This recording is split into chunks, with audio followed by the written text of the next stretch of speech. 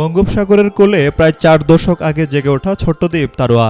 ভোলার চরফ্যাশন উপজেলার সাগরমোহনার ঢালচরের দক্ষিণে অবস্থিত এই দ্বীপ যেন প্রকৃতির এক নিখুঁত সৃষ্টি। সবুজ বনভূমি, সোনালী বালুকাবেলা, লাল কাঁকড়ার বিচরণ, নির্জন পরিবেশ সব মিলিয়ে এক অনন্য সৌন্দর্যের নাম তারোয়া। পর্যটন বিশেষজ্ঞদের মতে বঙ্গোপসাগরের বুকে জেগে ওঠা এই দ্বীপ যথাযথ পরিকল্পনা ও পর্যটন সুবিধা পেলে বদলে দিতে পারে দক্ষিণাঞ্চলের অর্থনৈতিক চিত্র। প্রাকৃতিক সৌন্দর্যে সম্ভাবনাময় এই দ্বীপ। প্রায় ১ কিলোমিটার দীর্ঘ তারোয়া সমুদ্র সৈকতের এক পাশে বঙ্গোপসাগর, অন্য পাশে বিস্তৃত চারণভূমি ও ম্যানগ্রোভ বন। ভোলা জেলার সদর থেকে ১৩৫ কিলোমিটার সড়ক পথ এবং পরে ১৫ কিলোমিটার নদীপথ পাড়ি দিয়ে পৌঁছাতে হয় এই দ্বীপে। এখানে হরিণ, বন্য মহিষ, বানর, বনবিড়াল সহ বন্যপ্রাণী ও পাখির কলকাকলিতে মুখরিত পুরো দ্বীপ।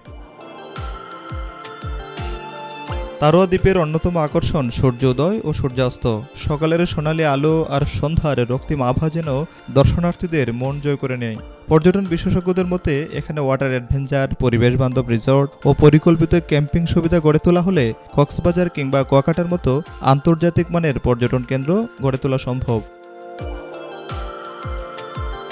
তবে বিশেষজ্ঞরা আরও জানান, তারোয়া বিচের সৌন্দর্য ও পাখির অভয়ারণ্য রক্ষায় পর্যটকদের সচেতন থাকতে হবে। ক্যাম্পিংয়ের সময় যেন বনের বা পরিবেশের ক্ষতি না হয় সে বিষয়টিও গুরুত্ব দিয়ে দেখতে হবে।